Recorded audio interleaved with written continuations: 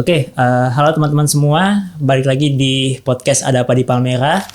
Episode kali ini kami akan membahas isu yang menarik, itu soal sistem peradilan pidana di Indonesia. Mungkin juga nanti kami akan membahas kasus-kasus khusus, terutama terkait dengan istilah justice collaborator atau saksi mahkota. Nah, untuk episode kali ini kami akan ngobrol dengan Edwin Partogi Pasaribu. Beliau adalah seorang advokat dan pegiat HAM. Mungkin aku sambil baca sedikit ya profilnya Pak Edwin. Pak Edwin ini terakhir menjabat sebagai Wakil Ketua Lembaga Perlindungan Saksi dan Korban atau LPSK di 2 periode. Di periode pertama 2013 sampai 2018, juga di 2019 sampai 2024. Lalu untuk saat ini beliau menjabat sebagai Direktur HAM di Institut Kebajikan Publik, Public Virtue Institute. Dan beliau juga aktif menulis opini, artikel di berbagai media massa nasional. Pak Edwin ini juga pernah terlibat sebagai anggota tim asistensi KPP HAM, Komnas HAM untuk peristiwa Trisakti dan Semanggi 1 dan 2 di tahun 2002. Lalu juga sebagai tim pembela kasus Munir, penyelidik ad hoc peristiwa Petrus di tahun 2008 sampai 2010. Nah, Pak Edwin baru menerbitkan bukunya di LX Media Komputindo, ada 2 buku. Pertama ada Justice Collaborator, kajian, praktik, komparasi, dan pembaruan hukum. Juga di balik ruang sidang, antologi notula saksi dan korban di sudut peradilan Indonesia. Nah, teman-teman bisa cek bukunya di gramedia.com, di Commerce, di toko-toko buku Gramedia terdekat dari teman-teman. Nah, khusus untuk judul di balik ruang sidang, saat ini yang baru tersedia adalah versi e-booknya. Jadi teman-teman bisa cek di gramediadigital.com. Nah, oke, langsung aja kita ngobrol dengan narasumber kita. Apa kabar Pak Edwin? Alhamdulillah sehat. Kabar Matthew gimana? Gimana? Kabar Matthew gimana? Baik Pak, baik. Luar biasa. Saat ini kesibukannya apa nih Pak? Masih aktif menulis juga di media? Ya, menulis harus dibiasakan supaya kita ini bisa terbiasa untuk menyampaikan gagasan dalam bentuk yang tertulis yang bisa dibaca oleh banyak orang. Karena kalau kita hanya ngobrol saja, yang tahu mungkin hanya Mas Matthew, teman-teman dekat saya, orang rumah. Ya. Tapi kalau saya tulis, lebih banyak orang yang bisa memahami pandangan saya terhadap suatu isu tertentu. Gitu. Baik, kalau berhubungan dengan kasus yang agak rumit, mau tidak mau memang harus dijelaskan dengan bahasa yang populer gitu ya, bahasa umum ya, supaya bisa menjangkau semua gitu. Ya itu satu hal yang mungkin saya peroleh dari pengalaman menulis di media massa ya, misalnya di Kompas atau di Koran Tempo. Ya. Jadi bagaimana memindahkan pikiran itu dalam bentuk tulisan yang simpel atau sederhana ya, dan bisa dipahami orang ya. Jadi tanpa harus berdialog dengan membaca tulisan itu sudah bisa kita mendapatkan masalah dan jawabannya. Ya. Oke. Baik Pak, seperti yang saya sudah singgung di awal tadi, mungkin kita akan ngomongin 2 hal. Yang pertama adalah soal justice collaborator atau saksi mahkota. Lalu yang paling umum sebetulnya adalah sistem peradilan pidana di Indonesia gitu. Tertarik untuk membahas sebetulnya bagaimana sih sistem itu beroperasi gitu. Tapi sebelum itu mungkin Pak Edwin bisa cerita dulu dari awal sebetulnya inspirasi dari Pak Edwin, entah itu dari figur, dari pengalaman nyata, dari pengamatannya Pak Edwin, kemudian yang mendorong Pak Edwin untuk terjun di, mungkin bisa dibilang di bidang sosial, politik, dan hukum gitu ya, terkait dengan isu HAM. Nah, awalnya Pak Edwin itu terinspirasi untuk mendalami sebagai jalan karir itu apa? Dari mana sumbernya Pak? Ya, karena memang ketika masa mahasiswa saya sudah jadi aktivis mahasiswa. Ketika itu bergabung di Himpunan Mahasiswa Islam HMI dan tentu concern pada isu sosial politik ya. Nah, beberapa problem kemasyarakatan yang mungkin juga tidak begitu besar sudah saya geluti ya. Misalnya ada pedagang gerobak pedagang yang di pinggir jalan digusur atau diambil oleh Satpol PP, itu saya advokasi. Kemudian ada isu koperasi pedagang tempe ya kan, yang kemudian uangnya dikorupsi oleh pengurusnya, kami advokasi gitu. Ya.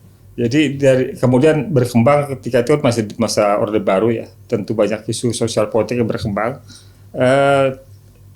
termasuk juga yang paling menarik ketika itu menjelang akhir-akhir pemerintahan Soeharto adalah kasus penculikan aktivis yang ketika itu yang paling mengemuka tokohnya tentu almarhum Munir. Ya, itu yang membuat saya kemudian tertarik untuk bergabung ke Kontras. Dan kemudian di Kontras kami memang setiap hari ya bersama para korban pelanggaran HAM berat, korban penggusuran, korban kekerasan. Ya. Jadi 10 tahun saya bersama para korban, yang itu membuat saya punya keberpihakan dan punya pengetahuan tentang problem penegakan hukum asasi manusia. Ya. Yang kemudian karena itu saya kemudian beralih atau mencoba mengembangkan idealisme saya melalui LPSK. Dan saya pikir apa yang dikerjakan oleh LPSK merupakan penelitian yang dilakukan juga yang saya lakukan ketika di Kontras dahulu. Problemnya yang membedakannya hanya ketika di Kontras saya bekerja untuk kemanusiaan itu tanpa didasari oleh undang-undang, nggak punya kewenangan, ya kan? Nggak diberikan anggaran APBN, ya kan? Kalau bahasa kawan-kawan begitu juga, gaji buruh resiko mati. Jadi gaji buruh resiko mati. Jadi kalau kami melakukan investigasi daerah-daerah konflik, misalnya dulu ada darurat sipil, darurat militer di Aceh, ada konflik di Ambon, di Poso, itu standarnya paling 2 orang. Ya kan? 2 orang masuk daerah konflik gitu. Waduh, udah bukan main. Dan ya itu tadi pendapatannya gajinya buruh, risikonya mati. Ya, nggak ada jaminan keamanan, nggak punya kewenangan, nggak punya dukungan anggaran sebagaimana APBN. Dan itu kan berubah 180 derajat ketika saya di LPSK. Ya kan? Dia biayai oleh APBN, ya kan? Didasarkan oleh undang-undang, ya kan, punya kewenangan, ya kan. Jadi segala hal yang tadi yang saya dulu kerjakan di Kontras juga bisa saya kerjakan jauh lebih baik ketika saya ada di LPSK. Karena ibaratnya sistem jaminannya lebih kuat gitu ya dibandingkan di Kontras misalnya. Ya karena kan di Kontras kan bukan negara, ya. Sehingga kan upaya Kontras itu cuma sekedar mendorong advokasi agar negara memberikan perhatian pada masalah-masalah yang dihadapi para korban kekerasan. Gitu. Tapi kemudian eksekutornya kan tetap di posisi negara, gitu loh. Pak Edwin ada mungkin satu bidang atau kasus yang spesifik yang Pak Edwin suka atau tertarik gitu ketika membahas atau mungkin mengadvokasi isu HAM. Mungkin pada saat bekerja di Kontras gitu ya, ada satu isu atau mungkin ya kasus di seputar bidang HAM yang ditangani Kontras yang Pak Edwin tuh sangat into dengan kasus itu gitu. Ya tentu sangat banyak dan beragam. Tapi saya teringat pada satu kasus yang terjadinya bukan di Indonesia. Gitu. Jadi ada pelaut kita, 3 orang pelaut kita yang mereka bekerja di kapal Malaysia. Di kapal Malaysia bawa apa itu? Bawa tongkang, bawa kayu gitu lah. Ya. Kemudian para pelaut ini disandra dengan kelompok bersenjata Filipina. Gitu. Itu peristiwanya akhir Maret 2005.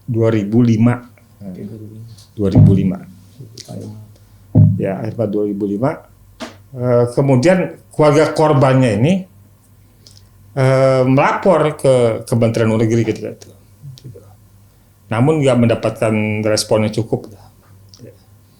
Kemudian mereka ke Kontras, gitu. Menyampaikan bahwa keluarga mereka 3 orang WNI disandra di Filipina oleh kelompok bersenjata sana. Gitu. Ya, saya pada waktu itu megang kasus itu, ya.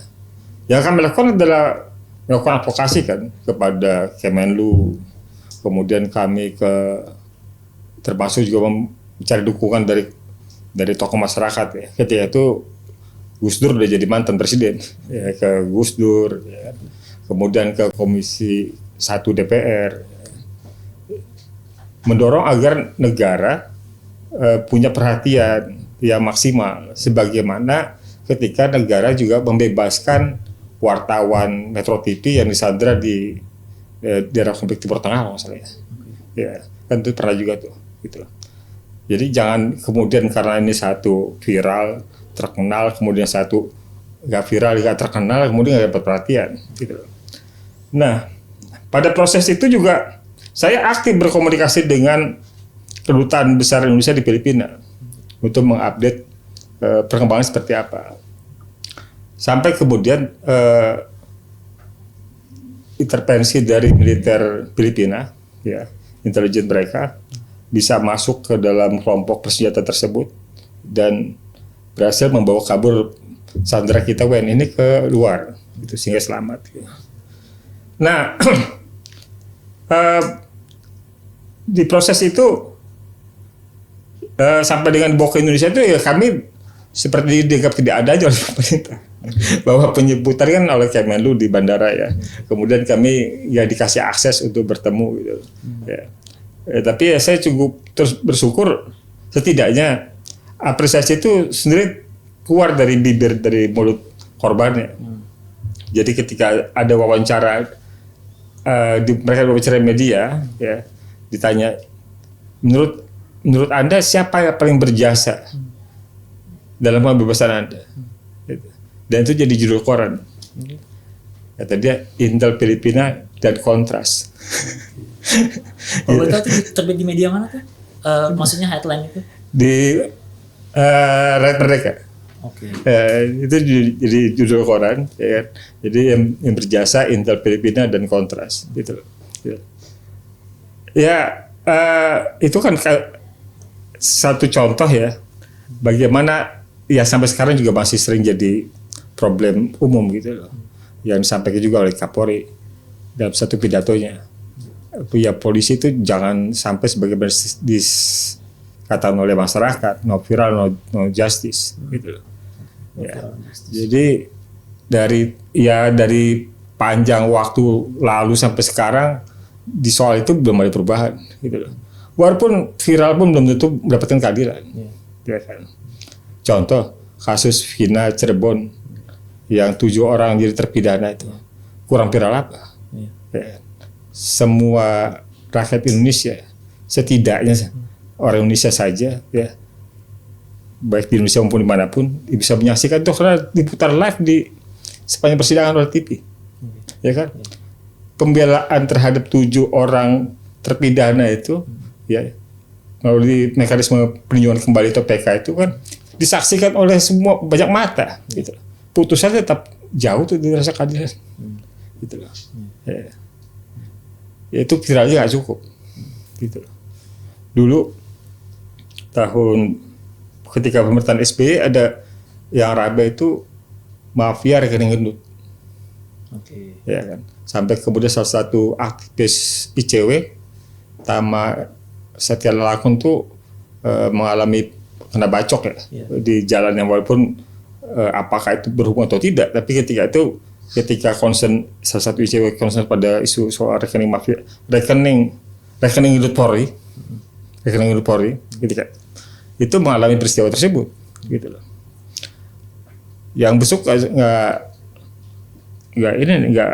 receh-receh, yang besok juga presiden tuh, ya kan, gitu loh.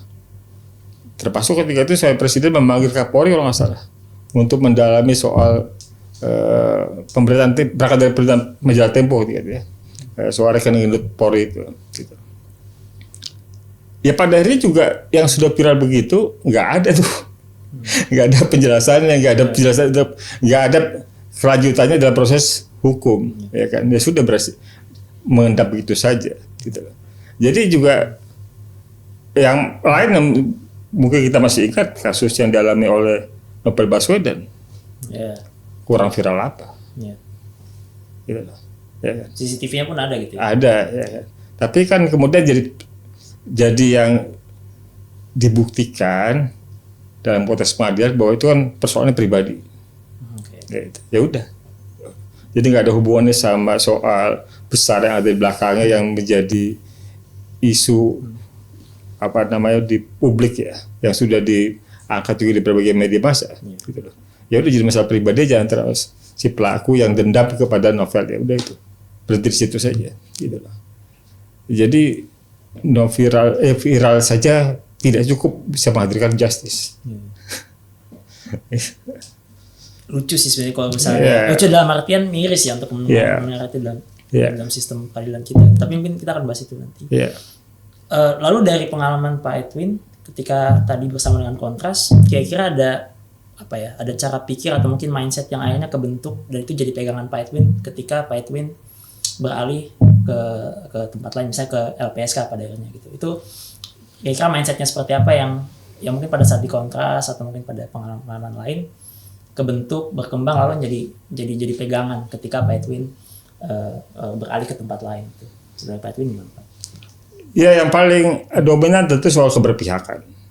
Keberpihakan kepada mereka menjadi korban, keberpihakan pada mereka yang tidak memiliki akses untuk memperoleh keadilan, ya kan.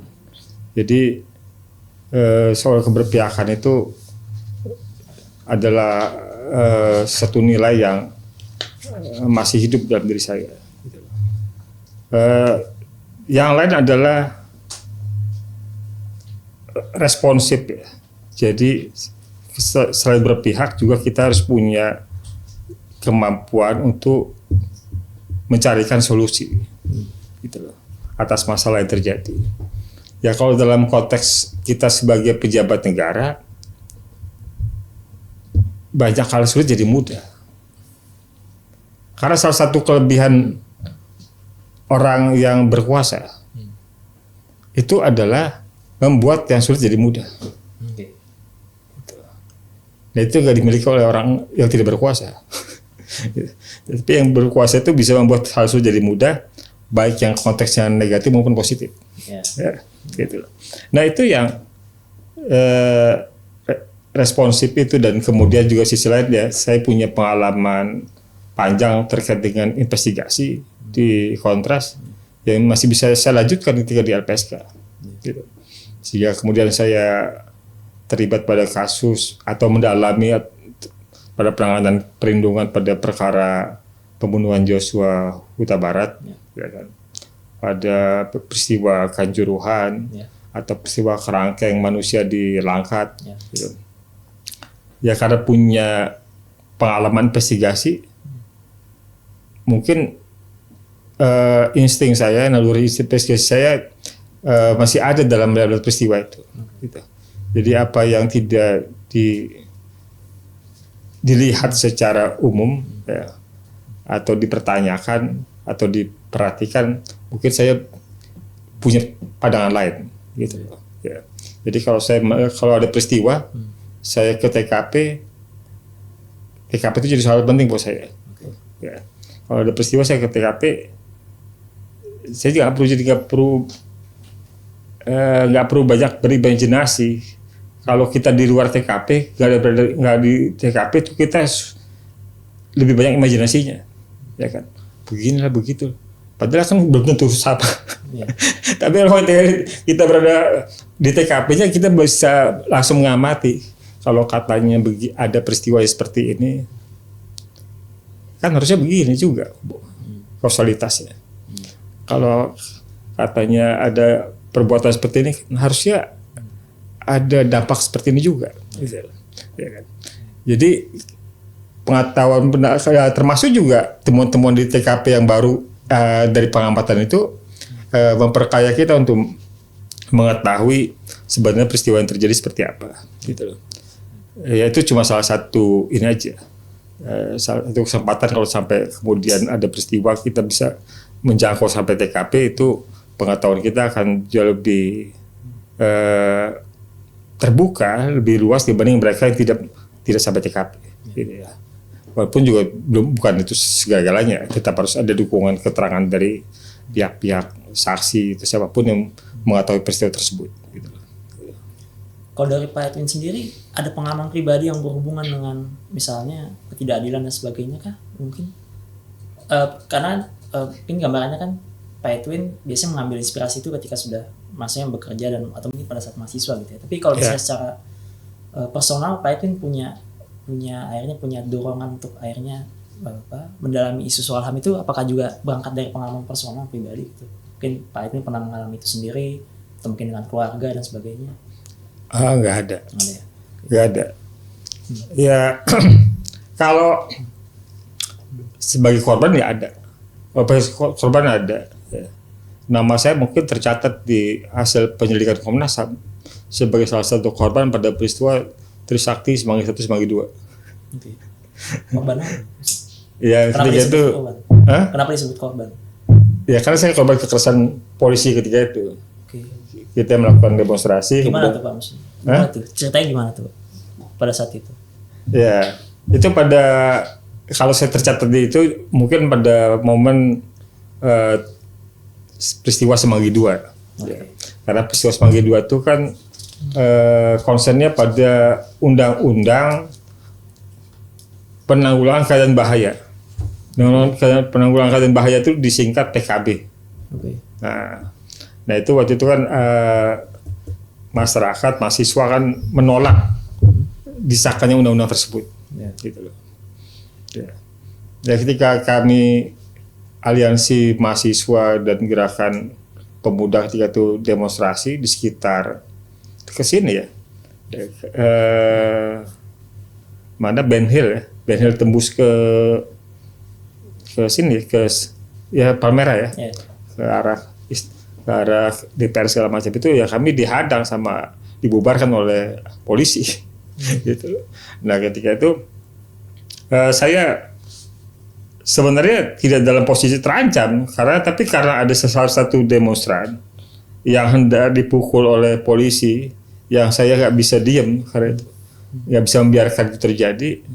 Saya tahan, saya maju gitu loh. Sehingga kemudian yang jadi sasaran pukulnya saya. Okay. Sebenarnya target waktu itu ketika itu terjadi, bubaran itu terjadi, secara umum saya aman. Okay. Kalau saya tidak, kalau saya kabur, tapi karena saya nggak bisa diam, saya perlu itu korlap, ya. Dan saya nggak bisa membiarkan ada orang diperlakukan kekerasan depan saya. Ya. Saya pasang badan itu, jadi saya dipukulin. Okay. Jadi pukulin, ya. Dan kalau orang kata mereka ketika itu muka saya itu nggak kelihatan, karena muka saya udah darah semua, gitu. Muka saya udah darah semua. Saya sempat dibawa ke Polda, ke kliniknya di Polda, sempat dijahit, kemudian dibawa ke rumah sakit Sukanto ya, rumah sakit Polri di Kramat Jati. Okay. Ya. Kemudian dari sana diambil alih oleh Kontras. Saya belum jadi anggota Kontras, saya belum masuk Kontras. Kemudian dipindahkan ke rumah sakit Karolus. Gitu. Nah, karena peristiwa itu saya tercatat sebagai korban peristiwa Semanggi 2. Gitu. Jadi kalau menyangkut posisi sebagai korban untuk pengalaman soal itu, jadi di peristiwa Semanggi 2, walaupun menurut saya nggak banyak pengaruh buat saya sih. Artinya bukan soal itu, bukan karena saya pernah jadi korban, gitu. Tapi karena saya pengen nggak bisa diam aja atau pengen terlibat saja atau ingin membantu saya kalau memang ada kesempatan untuk bisa membantu orang yang mendapatkan kesulitan, sepanjang bisa saya lakukan, saya lakukan. Gitu. Sepertinya di generasi saya dan mungkin teman-teman yang ada di sini ya, pengalaman Pak Edwin itu mirip dengan mahasiswa UI yang dipukul juga kan, yang mengalami kekerasan, paramedis yang bertugas sebagai paramedis ketika demonstrasi RUU TNI. Ya. Jadi ketika tadi Pak Edwin cerita, rasanya familiar gitu, dan ini tadi juga membenarkan sedikit soal tadi bahwa dari dulu sampai sekarang tidak ada yang berubah dari kepolisian gitu ya. Ya, ada perubahan tapi belum cukup ya, menunjukkan signifikan. Gitu loh. Ya, kita harus kalau berubah ya ada aja berubah. Tapi perubahan itu signifikan atau tidak? Sehingga kita bisa membedakan antara dulu dan sekarang. Gitu loh. Ya.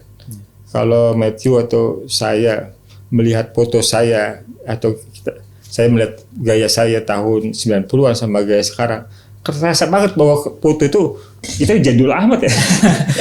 Tapi itu memang di zamannya gitu deh. Bahwa kita pakainya begitu segala macam itu, ya memang begitu itu di zamannya, ya kan. Seperti kita lihat angkatan misalnya video lama orang tahun 60-an, celananya apa tuh yang bisa nyapu lah ya. Oh iya, cutbray ya. Tapi itu di zamannya ya enggak. Memang itu memang begitu di zamannya gitu. Nah itu perubahan itu yang menurut saya signifikannya yang tidak terlihat ya, yang kurang terlihat gitu. Sehingga kita bisa membedakan di zaman sebelum reformasi ya kan. Bukan hanya soal seragam, bukan hanya soal mobil patroli ya kan. Tapi yang paling utama soal perilaku. Ya. Yang paling utama adalah soal profesionalitas. Yang lebih utama adalah soal penghormatan terhadap asasi manusia, misalnya, ya kan. Kemudian soal komitmen anti korupsi, gitu. Yang itu yang kita akan lihat dulu sama sekarang ada bedanya nggak? Ya itu loh, ya kan. Tadi sama seperti kita lihat foto, gitu loh. Kalau dulu sampai sekarang gaya masih sama, lu nggak berubah loh, ya kan, konsisten, istiqomah.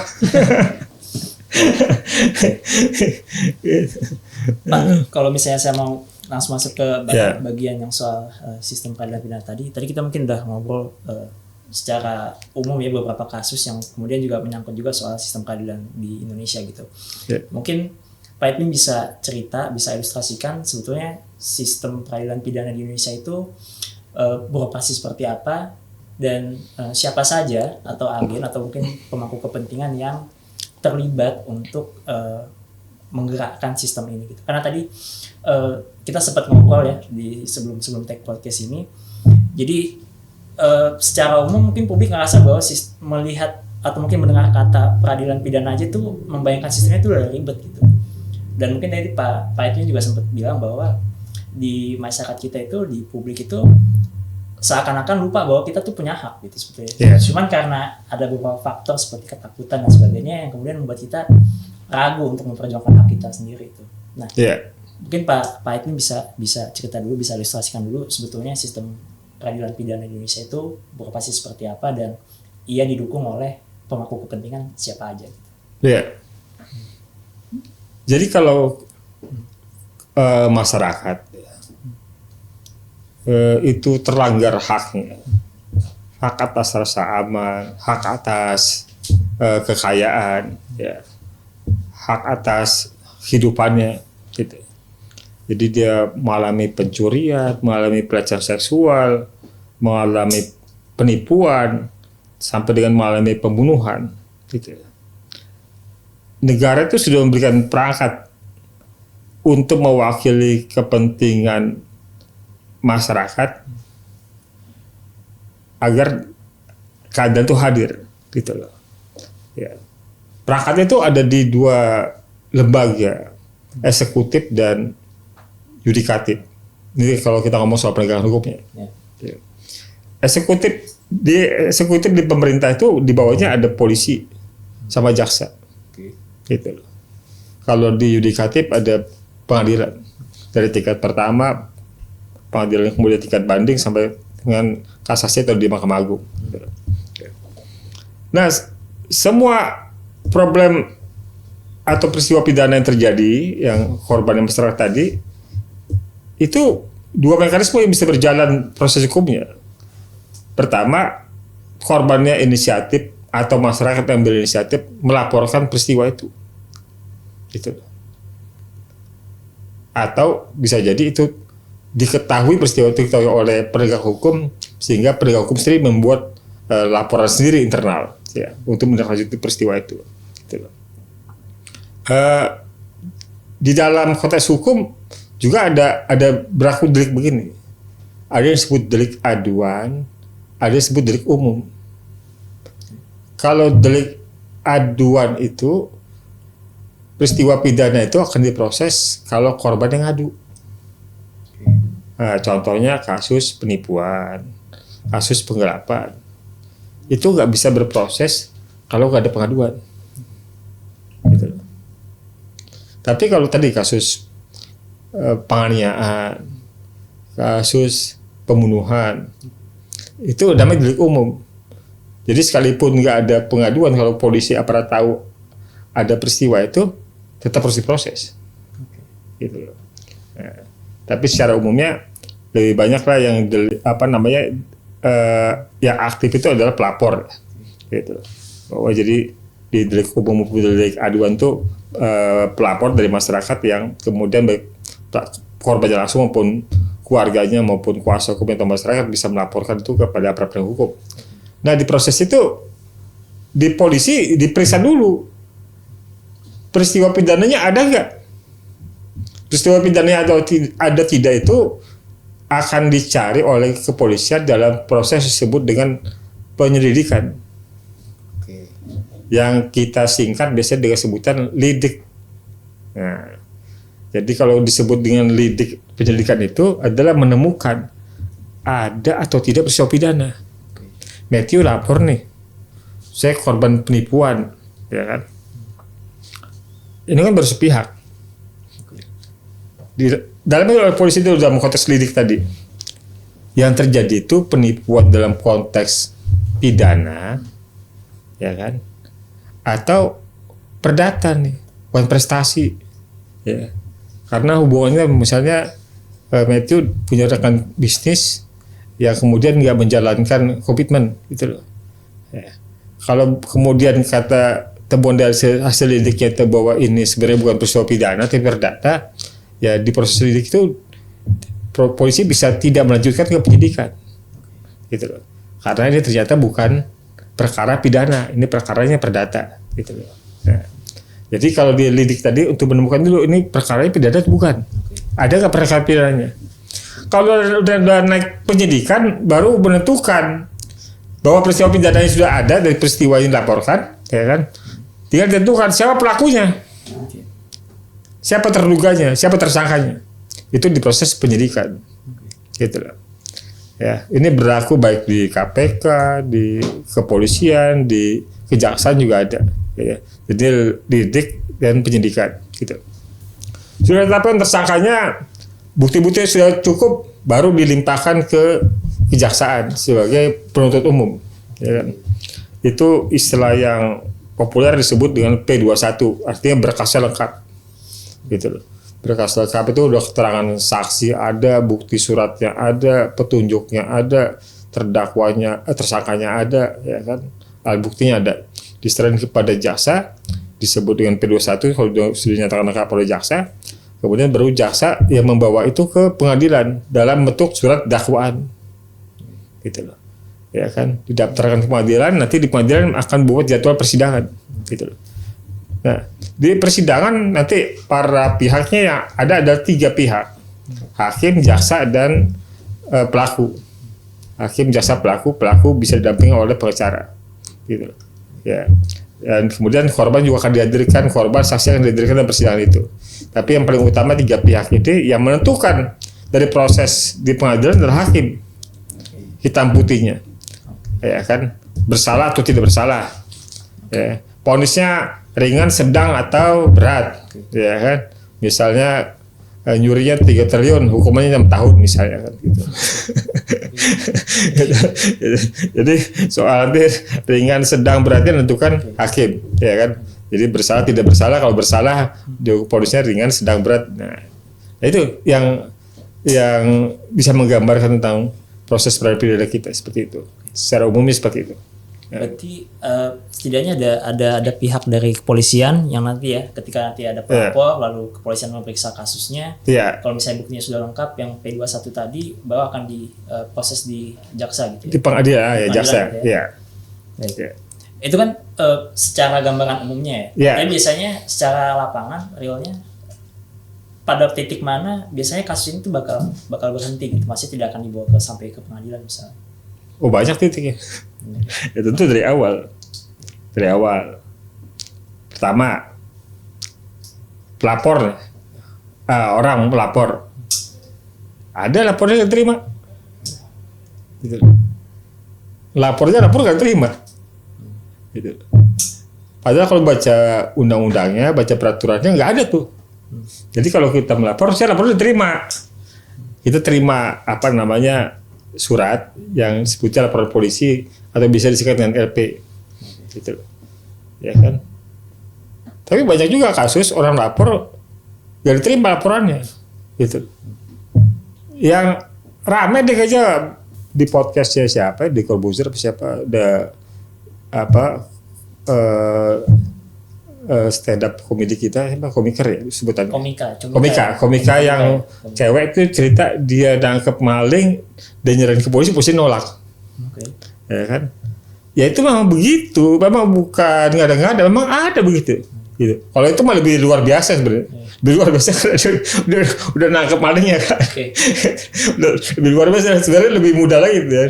Tapi secara umum tadi saya bilang yang lebih rendah dibanding itu, ya kan, orang lapor saja belum tentu diterima, gitu loh. Jadi laporannya nggak tahu ya nggak ada proses penerimaan ya, kemudian nggak ada lanjutan lah. Artinya kan nggak ada berkas awal berarti kan, ya, gitu loh. Jadi yang hal seperti itu masih dihadapi oleh masyarakat, gitu loh. Alasannya biasanya kenapa kalau misalnya laporan yang nggak diterima dari awal? Iya katanya buktinya kurang lah segala macam gitu loh. Pertanyaannya harusnya ngumpulin bukti siapa ya? Gitu kan, ya kan, gitu loh. Soal itu kan tadi saya katakan tadi kita ngomong tadi soal lidik, penyidikan ya atau sidik gitu kan. Lidik itu di awal tuh untuk menemukan dulu ada nggak unsur pidana. Ya udah kan. Kalau kita ngomong prosedurnya ya terima aja dulu, ya kan. Soal kemudian itu laporan itu tidak benar, laporan palsu, itu ada pasalnya lagi. Ada pasalnya lagi, yang lapor kalau bukan laporan palsu dipidana bisa. Ada pasalnya. Gitu loh, ya kan? Jadi buat laporan palsu juga bisa dipidana. Gitu. Jadi kalau orang lapor ke polisi, ya terima aja dulu, ya kan? Nanti kan di proses sidik ditemukan, diputuskan, ditemukan tidak tindak pidananya. Gitu. Ini dari laporannya orang udah ditolak, gitu loh. Gitu. Itu yang terjadi.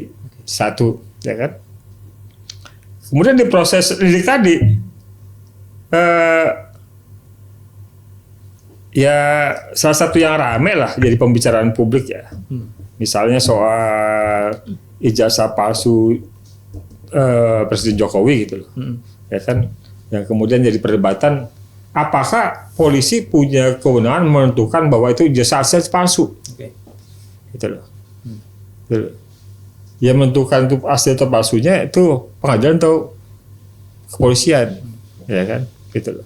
Saya harus diuji kan misalnya begitu. Nah itu kan juga salah satu isu ya. Maksud saya terlepas dari soal itu secara umumnya bahwa ya di proses penyelidikannya juga memang sudah bisa dimainkan, ya sudah bisa dimainkan bisa dalam kepentingan apapun, ya. Bahwa kasus itu akan berujung jadi perkara pidana atau kasus itu berujung jadi dihentikan prosesnya, gitu loh. Gitu. Ya, nanti juga ketika ada masuk ke proses penyidikan, gitu. Problemnya apakah sebuah pihak yang harusnya bertanggung jawab itu dijadikan tersangka, gitu loh. Kita ini misalnya nih ada berenam di ruangan ini, kita ini bagian dari konspirasi kejahatan, gitu loh. Dan anggaplah saya dan Matthew sebagai pelaku utamanya. Yang lainnya adalah anak buah kita. Ya. Tapi ketika jadi masalah pidana, pertanyaannya semuanya bisa kena apa enggak? Semuanya bakal kena apa enggak? Belum tentu. Gitu. Tergantung bobot perannya gitu ya? Bukan sama bobot perannya, tapi tergantung permainannya. Kita batasin aja pelakunya hanya 4 yang lain aja. Yang dua ini nggak terlibat, diputus begitu bisa, gitu. Perannya diputus, jadi peran itu tidak sampai kepada pelaku utama, gitu loh. Jadi diputus pada pelaku di lapangan saja, gitu loh. Ya kan? Dan kayaknya banyak ya kasus yang maksudnya kita yakin ini bukan pelaku utamanya gitu ya. Iya. Sebenarnya biasanya pelakunya perannya diputus sampai di situ gitu. Iya. Ya. Ada kasus yang viral bahkan, yang viral. berkait dengan perdagangan orang ya, tidak pidana perdagangan orang. Itu karena dia jadi ABK di kapal asing, gitu loh. Kapal asing ramai jadi pemberitaan. Ya, kan pekerja pelaut di kapal asing ini kan ada pihak dari Indonesianya yang menjualnya ke pihak asing tadi ya. Gitu. Udah bunyi nama-nama perusahaannya, siapa perusahaan-perusahaan penyalurnya, gitu. Tapi kemudian yang nggak tahu malunya atau memang udah badak banget lah ya, itu yang jadi tersangka cuma perekrutnya doang dari perusahaan tersebut, nggak sampai pada level direktur. Bagaimana gimana ya, ada peristiwa orang dikirim ke luar negeri ya, perusahaan pengirimnya penyalur tenaga kerjanya jelas ada namanya segala macam, tentu ada direkturnya ya kan, yang tertinggi penanggung jawab perusahaan itu direktur ya, direktur utama segala macam gitu. Itu kan badan hukum, itu kan perusahaan badan hukum. Badan hukum itu kalau dipidana yang bertanggung jawab adalah direkturnya, gitu loh. Jadi dipidana tetap orang, gitu. Ya. Tapi disasar adalah badan hukum, gitu loh. Ya kan? Supaya bagaimana membuat dia sebagai orang, ya direktur utamanya adalah orangnya, gitu loh. Jadi kan soalnya kalau ada perbuatan pidana direktur utamanya dulu atau direktur itu yang kena, ya kan? Gitu. Ini direkturnya nggak jadi tersangka, gitu loh. Yang perekrut pegawainya doang yang jadi tersangka, perekrut tenaga kerja itu aja. Jadi kan juga hal yang miris gitu loh. Gitu. Jadi tadi saya bilang kadang-kadang viral juga nggak menentukan justice, gitu. Nggak cukup. Dan kalau dari penjelasan Pak Edwin tadi, sebetulnya sudah menyentuh, maksudnya aturan mainnya itu kan jelas gitu ya. Maksudnya bagaimana kasus itu akan diproses dan siapa yang akan memproses, sebetulnya aturan mainnya udah jelas, orang secara institusinya sudah jelas gitu ya. Tapi ada semacam tantangan teknis, ada tantangan moral, lalu ada juga mungkin dari mungkin kita bilang kualitas SDM-nya juga yang kemudian menentukan sejauh mana proses ini tuh bisa selesai gitu ya. Nah, mungkin kalau Pak Edwin bisa cerita juga, kira-kira di sepanjang proses itu tantangan yang biasanya muncul atau tantangan yang paling sering muncul itu biasanya secara teknisnya kah, secara aturan atau bagaimana aturan main itu dijalankan, atau mungkin secara SDM-nya, atau mungkin ada silang kepentingan kah yang terjadi di antara agen ini, atau mungkin ada lebih ke persoalan moral aja yang nggak dijalankan gitu, moral hukumnya nggak berjalan. Kalau dari Pak Edwin sendiri, menurut Bapak gimana tantangan? Ya saya merasa kita tidak punya persoalan krusial menyangkut di konteks legislasi, aturan, baik yang namanya undang-undang maupun turunannya itu nggak krusial, nggak ada. Termasuk di peraturan internal, gitu. Jadi kalau di kepolisian tuh kita kenal ada peraturan Kapolri, nah singkatnya Perkap. Gitu. Perkap tuh ada perkap soal penyidikan, ada perkap tentang penghormatan terhadap asasi manusia segala macam. Jadi peraturan internalnya itu juga sudah cukup memadai, gitu loh. Ya. Bisa dikatakan bagus, gitu. Ya. Satu hal yang saya misalnya salut ya, mungkin 7 hari atau 14 hari setelah peristiwa Kanjuruhan, Polri itu udah bisa nerbitin perkap loh. Nerbitin perkap bagaimana pengamanan kalau ada pertandingan sepak bola, gitu loh. Dan menurut saya perkapnya bagus, gitu. Maksudnya dalam waktu yang singkat, ya kan mereka bisa menerbitkan aturan. Ya. Kalau saya disuruh bikin itu mungkin butuh 3 bulan. Nah, kemudian jadi kalau soal aturan, undang-undang, peraturan pemerintah atau kemudian peraturan internal kepolisian, tidak ada problem yang cukup signifikan. Gitu ya. Kedua SDM nih, singgung tadi Petio. Wah, ini organisasi besar. Bidangnya udah lengkap. Termasuk bidang SDM, bidang pendidikan, ada namanya apa? Lembaga Lemdiklat. Lembaga Pendidikan dan Latihan. Ya kan? Yang pejabatnya jenderal. Gitu. Ini lembaga besar, lengkap. Ya. Pendidikan dari bintara, perwira pertama, perwira menengah, perwira tinggi itu nggak kurang-kurang, gitu loh. Ya. Berjalan setiap waktu, setiap tahun tuh ada, gitu loh. Jadi dari sisi pendekatan SDM, pendidikan, nggak ada masalah. Nggak ada masalah, udah top dah. Gitu loh.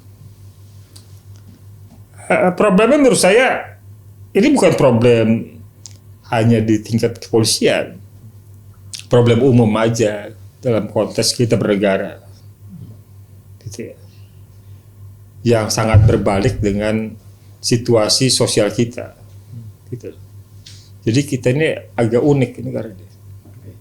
Uniknya gini, kita juara 1 berturut-turut selama 6 tahun sebagai negara yang masyarakatnya paling dermawan. Nggak ada yang hal Indonesia. 6 tahun berturut-turut juara 1 di dunia sebagai negara masyarakatnya paling dermawan. Ya. Kita juara 1 baru-baru ini Universitas di Amerika yang mengatakan bahwa negara yang masyarakatnya paling bahagia atau sejahtera itu bahasanya, tapi konteksnya bukan material, ya. Konteksnya bahwa kita itu karena kita makhluk yang sosial, ya, kita itu punya kawan dekat, saya punya keluarga yang bisa buat kita curhat, cerita, dan banyak orang yang bisa membantu gitu. Itu sehingga kita diobatin sebagai negara paling sejahtera, bahagia, gitu. Di dua hal itu kita luar biasa. Tapi di sisi lain misalnya kalau kita bisa indeks korupsi, gitu. Kita tuh, waduh parah banget. Gitu. Ya, di tingkat ASEAN. Nggak tahu saya, apakah kita sama dengan Timor Leste atau Timor Leste jauh lebih baik dari kita? Kayaknya 11-12 sih. Ya kan? Ini jauh lebih baik kalau saya nggak pernah salah baca ya. Kalau saya nggak salah baca, justru Timor Leste jauh lebih baik. Timor Leste. Iya. Nah ya, artinya, nah itu dia. Maksudnya di indeks korupsi kita, ya kan? Itu nggak pernah berubah posisi kita itu, nggak banyak berubah, gitu ya. Saya punya angka tapi saya lupa ya. Jadi titik 0 waktu Jokowi berkuasa menggantikan SBY, itu angka indeks korupsi kita itu di angka berapa, ya kan? Ya. Kemudian sampai Jokowi berakhir masa jabatannya, indeks korupsi kita itu di angka berapa? Itu sama kembali ke 10 tahun yang lalu itu.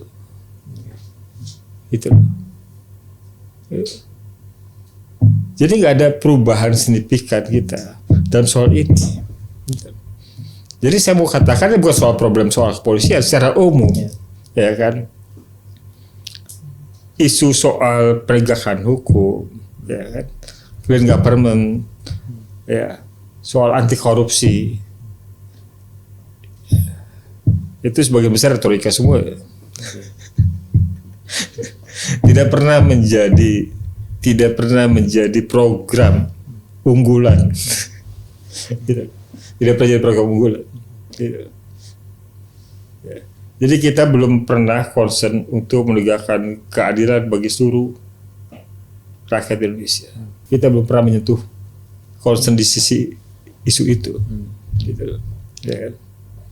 Jadi kita ngomong soal kesejahteraan, soal peningkatan pendapatan, investasi segala macam, ya kan? Tapi investasi diganggu sama ormas, masih banyak meja harus lewati. Ya, Itu kan juga problemnya di soal korupsi tadi. Gitu loh. Ya, kita mau bangun rumah murah, tapi bahannya murahan, kemudian ambruk, gitu loh. Problem di korupsi tadi. Gitu, ya. Gitu.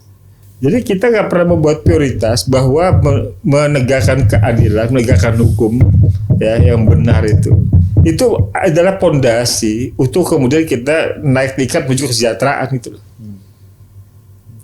Ya. Saya kalau ngomong soal batas cukup buat semua orang nggak ada yang sama. Gitu ya. Ya. Ya. Ya bahwa semua orang bekerja dengan kemudian bebannya itu harus dinilai secara proporsional, menurut saya harus, ya kan, gitu loh. Tapi orang merasa karena beban dia besar kemudian karena itu punya alasan untuk korupsi, ya itu nggak bisa dibenarkan, gitu loh. Ya kita nggak pernah concern terhadap ini. Ya. Kita punya KPK yang beberapa tahun lalu kita banggakan. Dalam 5 tahun 10 tahun terakhir, apa 7 tahun, berapa tahun terakhir ya kita nggak bisa membanggakan lagi. Ya kan? 7 tahun terakhir KPK yang sekarang kita nggak bisa banggakan lagi. Gitu. Ya. Bahkan jangan kedengaran lagi gitu ya, masih mereka sedang menangani kasus apa dan sebagainya gitu ya. Masih saya punya nggak tahu ya, punya memori nonton TV gitu ya. Iya. Buka berita nasional pasti ada aja gitu ya. Iya. Iya. Sekarang kayaknya jarang juga. Iya. Berarti sebetulnya secara sistem tadi yang seperti Pak Edwin bilang, secara teknis sebenarnya sudah nggak ada masalah, bahkan sebenarnya luar biasa gitu ya. Tapi mungkin secara moral atau nilainya itu aja yang perlu dikuatkan lagi gitu ya. Terutama kayak tadi misalnya soal korupsi dan sebagainya gitu ya. Ya kita nggak pernah serius bos ya. Okay. Belum serius dan tidak konsisten dalam upaya memerangi korupsi. Gitu loh. Nah kalau misalnya dalam sistem pidana ini kita singgung soal LPSK gitu ya. Yeah. LPSK itu kemudian masuk pada titik apa dalam sistem itu gitu. Ketika mereka pada akhirnya ini kan lembaga non struktural gitu ya. Yeah. Pada titik mana LPSK ini kemudian masuk dan berperan juga di dalam sistem peradilan pidana ini gitu. Menurut Bapak gimana? Ya kan gini gagasannya. Jadi ini salah satu gagasan dari pasca reformasi ya. Di usia muda reformasi tahun 2020. 2020. Tahun 2000 atau 2002 ya. Nah, itu ada TAP MPR, saya lupa namanya. TAP MPR itu salah satu amanatnya adalah membentuk lembaga perlindungan saksi korban. Gitu. Jadi ada amanat untuk membentuk komisi, untuk membentuk ombudsman, untuk membentuk komisi judisial, membentuk KPK, pasti juga bentuk lembaga perlindungan saksi korban, gitu loh. Karena kan berkaca pada masa lalu, gitu loh. Ya, atau kepentingan juga untuk penegakan hukum bahwa orang itu secara umum walaupun jadi korban atau saksi tetap punya ketakutan menghadapi proses hukum itu, ya kan, gitu. Karena ketakutan itu kemudian membuat peristiwa itu kan nggak menjadi terang, ya. Yang lebih parah lagi membuat pelaku nggak bisa dihukum, gitu, ya kan? Karena kesadaran itu oleh pada tahun itu ya, pada tahun 2000 itu ya, kemudian amanat itu muncul kan untuk membentuk undang-undang tentang perlindungan saksi korban, gitu, supaya masyarakat tidak takut untuk menyampaikan keterangannya, pengetahuan tentang suatu peristiwa pidana, karena akan ada lembaga negara yang melindungi, gitu. Concernnya ketika itu pada isu-isu yang ketika itu masih menjadi perhatian ya, ada tindak pidananya yang secara khusus disebutkan itu belum ada, masih walaupun isunya ketika itu bisa dipahami adalah korupsi, kolusi, nepotisme yang dominan. Ada perhatian yang lebih khusus di undang-undang yang pertama, di undang-undang LPSK pertama nomor 13 tahun 2006 untuk terkait dengan concern terhadap korban pelanggaran HAM berat, yaitu memberikan rehabilitasi bantuan kepada korban pelanggaran HAM berat, gitu. Bantuan medis, psikologis dan psikososial. itu bunyi secara spesifik, gitu loh. Ya, sementara kalau tindak pidananya spesifiknya nggak bunyi, belum ada itu di Undang-Undang 13 2006. Ya. Yang kemudian baru direvisi di Undang-Undang 31 2014. Tindak pidananya mulai bunyi muncul secara spesifik tuh, tindak pidananya apa saja. Ya, yang di Undang-Undang 31 2014 itu dibunyikan yang jadi perhatian LPSK itu adalah korban saksi dari peristiwa tindak pidananya pelanggaran HAM yang berat, terorisme, korupsi, perdagangan orang, narkotika, psikotropika, kemudian penyiksaan, penganiayaan yang berat, ya, kekerasan seksual terhadap anak, ya. Dan tindak pidana lainnya yang menyebabkan saksi dan korban terancam keselamatan jiwanya. Ya. Jadi dannya semua tindak pidana. Yeah.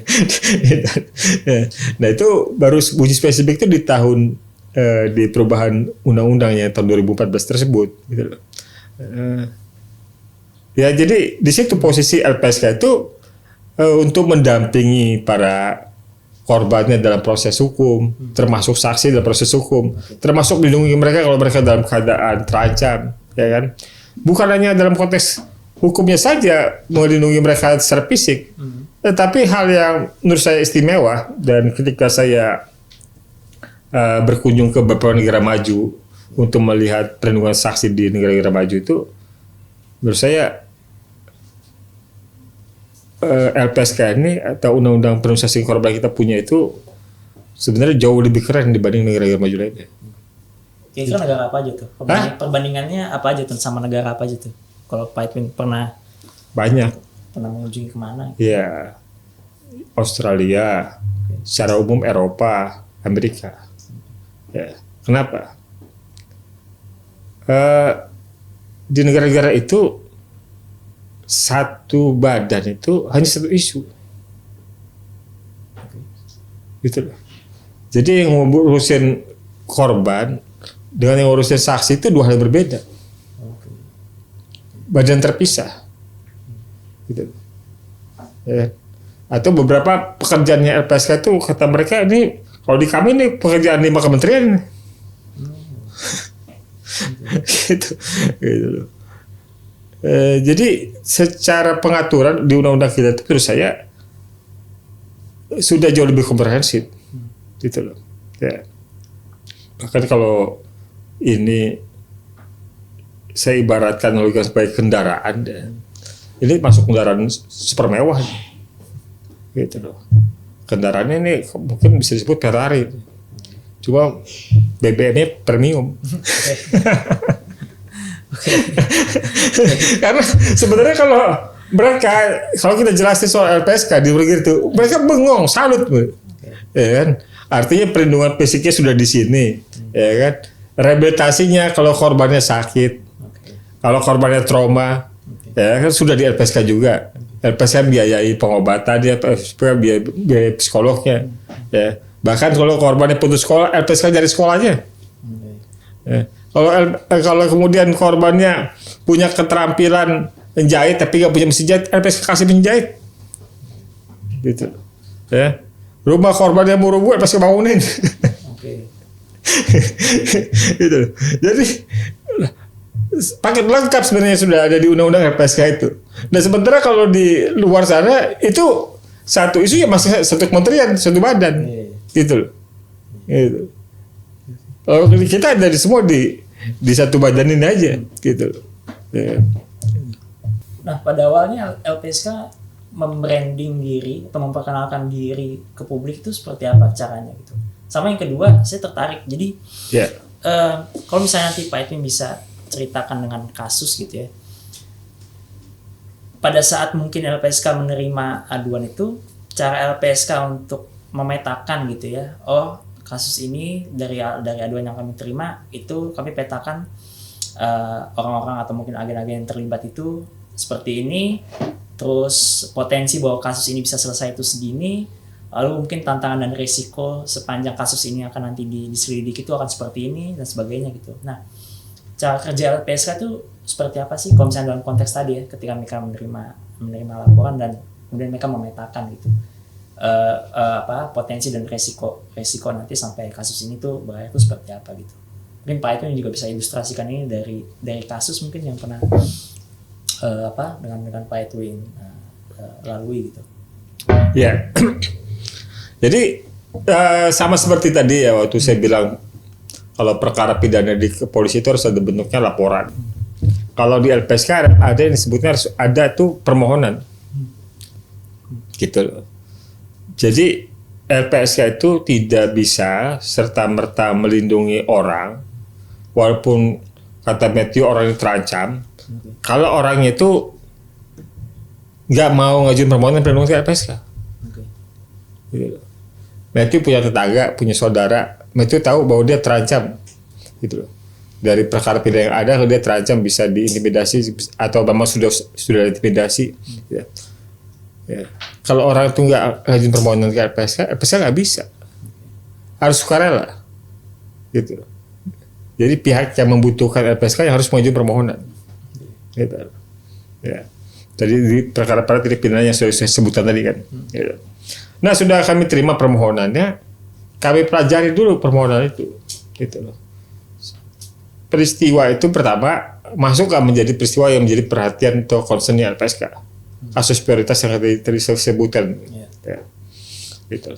Kalau dia nggak masuk ya potensi untuk ditolak dalam permohonan perlindungannya tinggi. Gitu loh. Ya. Kalau dia masuk tentu akan berproses sampai dengan diterima dan dilindungi misalnya. Nah ketika diproses untuk penelaan ini, misalnya anggaplah pada kasus yang kita nilai prioritas ya, misalnya tindak pidana perdagangan orang. Gitu. Posisinya sebagai apa? Korban atau saksi? Gitu.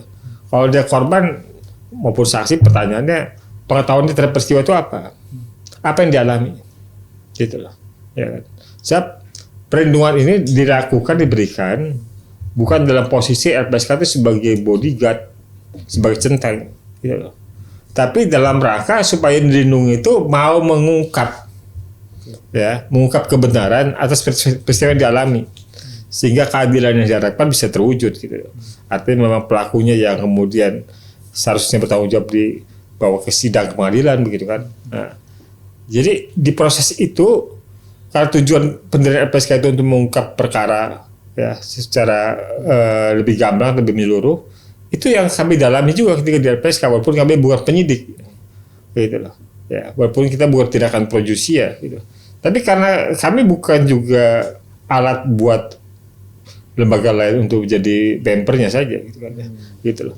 Jadi kami dalami peristiwanya benar apa enggak, gitu loh. Dia bilang ada peristiwa pidana, dia sebagai saksi atau dia sebagai korban. Ya kami juga periksa dulu peristiwa benar apa enggak. Kami tanya ke dia, kami wawancarai, ya kan. Kalau ada TKP bisa kami datangi. Kami koordinasi kepada penyelidiknya. Informasi apa yang dapat diperoleh dari keterangan si pemohon ini. Kami dalami dari sumber-sumber lain yang relevan, gitu, ya kan. Kalau kami yakini peristiwanya benar sebagaimana disampaikan, ya kan, masuk kasus prioritas, bisa kami lindungi, gitu loh. Kalau ternyata peristiwanya nggak benar atau berbeda atau keterangannya berubah-ubah, ya kami nggak bisa. Tadi yang saya bilang LPSK ini bukan centeng, gitu loh, ya kan. Keberadaan LPSK ini melindungi saksi supaya mengungkap kebenaran, gitu loh. Nah, jadi kami bisa tolak kalau memang misalnya tidak dianggap sebagai kasus prioritas atau tidak memenuhi syarat yang ada dalam undang-undang. Ya kan? Berarti komunikasinya juga menyebar gitu ya, artinya ke yang melapor, terus juga informasi itu dicocokkan dengan misalnya di penyidikan di kepolisian. Gitu. Iya, ya. Jadi kan kami konfrontasi dulu, kami dengar keterangan pelapor, apa pemohonnya, kami tanya kepada pihak proses hukum di kepolisiannya misalnya, dan kami juga cek atau cari informasi di pihak-pihak lain yang relevan untuk mendalami informasi yang kami butuhkan tersebut. Baik. Mungkin sebelum kami membahas soal kasus secara spesifik itu, kita break sebentar ya Pak ya. Jadi memang kalau kita bicara normatifnya, sebagaimana diatur oleh undang-undang, itu karena sifatnya voluntary, sukarela dari si pihak yang membutuhkan LPSK. Jadi yang aktif itu yang membutuhkan LPSK dulu. Siapa subjeknya? Korban, saksi, pelapor, ya kan? berarti dari sisi proaktif dari LPSK gitu ya untuk datang langsung juga ke pemohon gitu ya, menawarkan bantuan hukum juga gitu.